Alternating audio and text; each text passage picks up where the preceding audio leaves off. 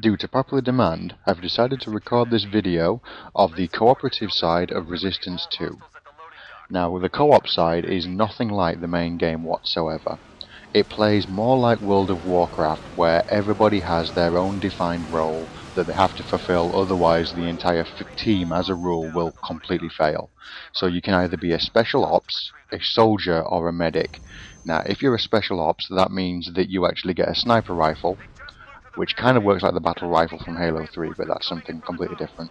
And then you have to supply ammunition for the main soldiers, which carry the Wraith, the big chain gun. So if you don't throw ammunition packs out for them on a regular basis, they will run out of ammo, and then you all will just die, because without the soldiers there are simply too many enemies to cope. Same goes if you're a medic.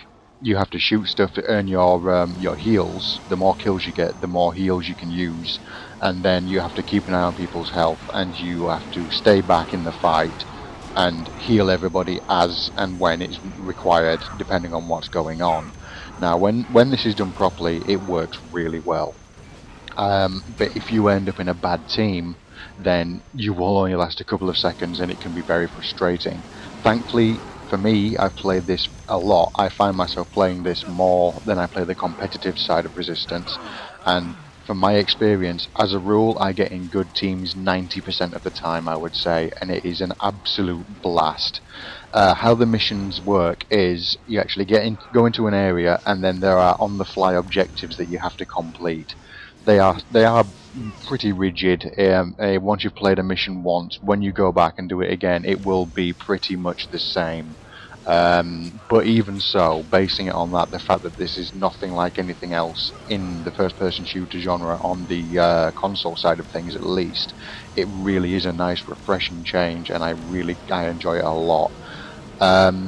So the objectives, it's like you'll start off and it'll be a case of clear out a room, and then you'll have to go and destroy some reactors to drop some shields, and so on and so forth, and you go on doing this until you finally get to the end of the mission, and then normally there is some big boss waiting for you to be killed, and sometimes it's an overseer, other times it's one of the bosses from the game itself, like one of the giant bosses that you have to take down in the single player. And the boss fights are really, really frantic and really good fun. The actual mode in general is really frantic and really good fun. It really works well. But the thing I like is, if you're doing really well, then it will actually continue on with the mission.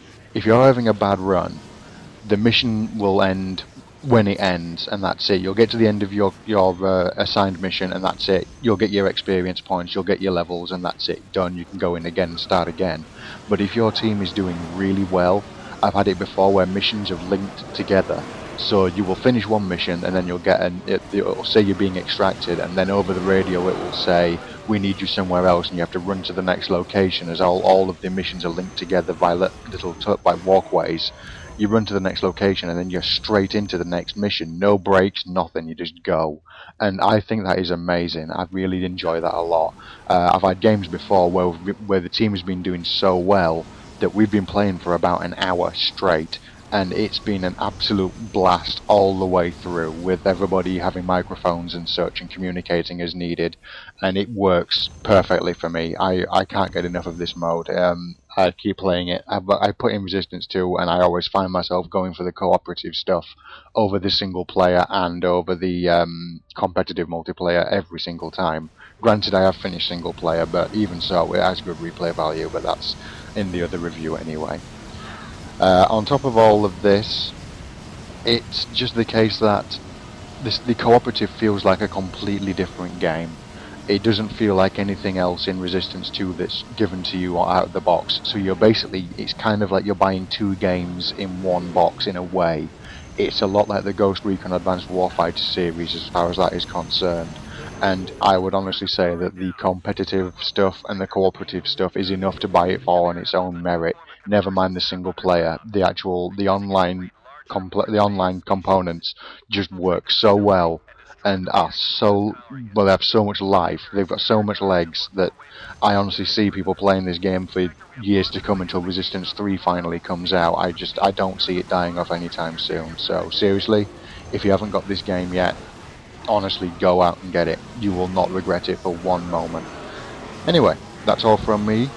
I hope that you appreciate this, because I like to do a bit of fan service and provide people with what they want to hear, so here it is. If you have any reviews that you would like me to do, then feel free to let me know, and I will endeavour to get them done if I have the game to do them with. If I don't, then I will try and sort something out, but you know. So yeah, I hope to see you all again soon. Please subscribe to my channel, and thanks for listening.